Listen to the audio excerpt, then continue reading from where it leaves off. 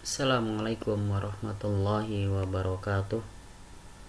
Anak-anak kelas 9, bagaimana kabar kalian hari ini? Mudah-mudahan kita semua dalam sehat walafiat dan dalam lindungan Allah Subhanahu wa taala serta tidak kurang satu apapun. Nah, anak kelas 9, kelas 9 MTS Nur Safaah. Pada hari ini kita kembali melanjutkan materi sejarah kebudayaan Islam yang pekan lalu sudah kita bahas tentang tanda-tanda dan prasasti tentang masuknya Islam ke wilayah Nusantara atau Indonesia. Nah, materi kali ini adalah kita akan membahas tentang cara-cara masuknya agama Islam ke wilayah Indonesia. Nah, ada apa aja? Ya, ada 5 cara ya yang menyebabkan Islam ini masuk ke wilayah Indonesia. Kita lihat yang pertama adalah perdagangan. Ya, cara ini adalah cara yang sangat efektif ya, bahkan dari sebelum Islam itu berkembang ke belahan bumi ini ya. Saat itu Islam ya baru dibawa oleh Rasulullah SAW ya, kemudian menyebar di keluarganya, para sahabat, dan hingga pada akhirnya ya menyebar ke wilayah Indonesia. Nah, perdagangan ini adalah orang-orang yang memang berdagang dari wilayah Timur Tengah ya, dari Arab, kemudian dari Gujarat ya, India saat itu ya, dari Persia ya, yang hingga mereka ini singgah di wilayah pesisir ya, wilayah pesisir dari bagian Sabang ya, dari bagian Sabang saat itu adalah Aceh. Nah, dari sinilah ya, sebagaimana yang sudah kita ketahui di pekan lalu, bahwa di abad ke-7 para pedagang-pedagang dari wilayah Timur Tengah mereka memasuki wilayah Asia ya, yang tujuan mereka adalah Cina dan lain-lain ya. Tetapi sebelum mereka melanjutkan perjalanan ke negara-negara Asia, mereka sempat singgah dulu di wilayah Nusantara. Kenapa? Karena secara geografis ya, wilayah Nusantara ini kita diuntungkan dengan jalur perdagangan ya, jalur perdagangan yang para pedagang-pedagang dari Timur Tengah, dari Gujarat dan dari Arab ini membentuk sebuah perkumpulan atau penginapan yang disebut dengan pekojan ya, penginapan atau pemukiman. Jadi istilahnya pekojan, mereka menyebut itu. Nah, karena memang cara-cara mereka berdagang ya ini cukup baik. Cara-cara mereka dagang itu adalah cara-cara yang pernah dicontohkan dan diajarkan oleh Rasulullah SAW, sehingga perdagangan mereka pun maju pesat dan diterima di hati masyarakat Indonesia ya. Nah, dari perdagangan ini kemudian mereka menetap dan banyak berkunjung ya ke wilayah-wilayah di wilayah Nusantara. Kemudian banyak juga mengajak ya masyarakat wilayah Nusantara yang mereka temui saat itu. Ini yang pertama. Nah, yang kedua ya, kita lihat yang kedua ya, yang kedua adalah dengan cara perkawinan ya. Sebagaimana tadi sudah saya sampaikan bahwa ketika mereka singgah di wilayah Nusantara ya, mereka menetap di wilayah Nusantara, mereka bentuk satu pekojan. Nah, dari pekojan inilah ya, dari pemukiman-pemukiman ini kemudian ditemui tokoh-tokoh masyarakat yang pada akhirnya saling berinteraksi, saling bertemu muka. Kemudian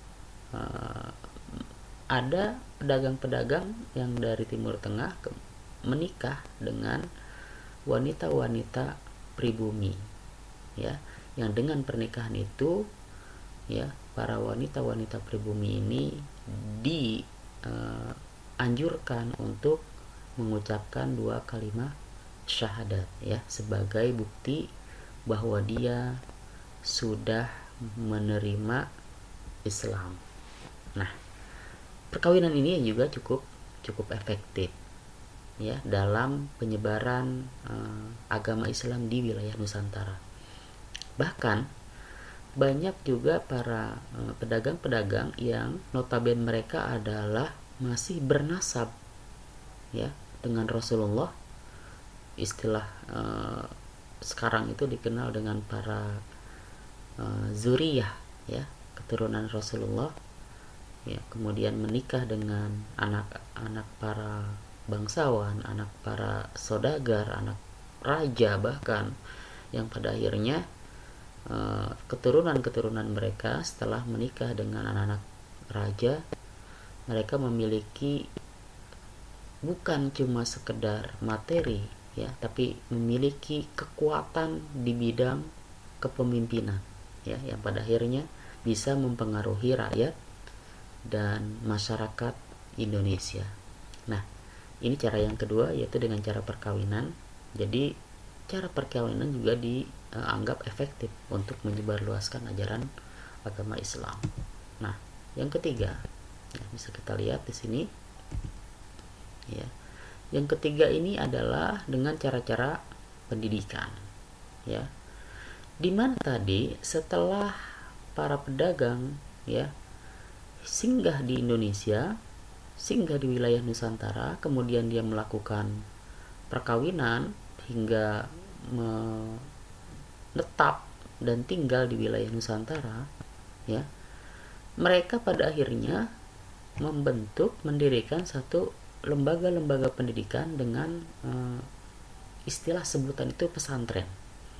Nah, dan tiap-tiap pesantren ini nanti ada yang disebut dengan kiai. Apa sih kiai? Ya, kiai itu adalah seorang yang ditokohkan, ya, yang memiliki pesantren dan dia memiliki jamaah, ya, atau orang yang mengajar pesantren ini disebutnya dengan istilah kiai. Nah, dari pesantren-pesantren ini melahirkan para cendekiawan muslim, melahirkan orang-orang yang memiliki kafaah keislaman yang kuat, kemudian menyebar dari wilayah Sumatera, ya, kemudian menyebar ke wilayah Sulawesi, Jawa, ya, dan di seluruh kepulauan Nusantara. Nah, inilah cara yang ketiga, ya, dengan menjadikan pendidikan atau pesantren sebagai pusat penyebaran agama Islam. Nah, yang keempat, ya, bisa kalian lihat, yaitu dengan cara tasawuf. Ya, tasawuf itu apa?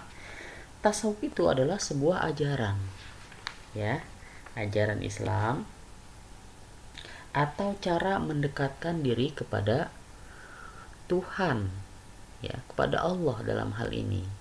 Nah, karena memang mayoritas penduduk Indonesia ini, ya, memiliki pemahaman yang nenek moyang mereka sudah wariskan itu, yaitu tentang pemahaman-pemahaman kekuatan, ya, pemahaman yang gaib, kesaktian, ya, yang secara turun temurun ini sudah mengakar di Indonesia, ya, karena memang sebelum Islam ini hadir di wilayah Indonesia, terlebih dahulu agama Hindu dan Buddha ini sudah ada, ya, sudah mendominasi di wilayah Nusantara, sehingga ajaran-ajaran Hindu, Buddha, ya, yang notabene adalah memiliki kepercayaan dan kesaktian, ya, ketika ajaran tasawuf ini masuk ke wilayah Nusantara, ini cukup